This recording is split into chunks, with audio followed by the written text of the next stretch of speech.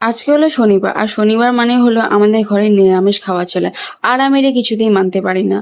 তার কারণ হলো কি, আমি একটা ননভেজ লাভার, আর আমাদের ঘরে সপ্তাহে 3 দিন নিরামিষ খাওয়া হয়: সোমবার, মঙ্গলবার আর শনিবার। সোমবার মঙ্গলবারটা একদম খেয়ে নিই, যেহেতু আমি শিবের ভক্ত আর বৈষ্ণব বলে মানি। বাট শনিবারটা আমার কেন জানি মাথায় বাড়ি পড়ে যখন এই দিনটা আসে। এই দিনটাতে আমার একদমই নিরামিষ খেতে ইচ্ছা করে না। সকাল থেকে আমার এরকম স্পাইসি এগ ফ্রাইড ম্যাগি খেতে মন করছিল, বাট সকালবেলা মার সামনে ছিল বলে বানাতে পারলাম না। বাট বিকালবেলা মা যখন সন্ধ্যা দিতে গেছিল, এই চান্সটা আমি মিস করিনি। চুপে চাপ ম্যাগি বানিয়ে ফেলেছি। বাট ম্যাগি বানাতে গিয়ে আমি ধরাও পড়ে যাচ্ছিলাম, কিন্তু ফট করে বেঁচে গেছি আমি। মা হলো গিয়ে রান্নাঘর ঢুকে নিয়ে সামনের রুমটা দিয়ে পাস হয়ে বেরিয়ে গেছে।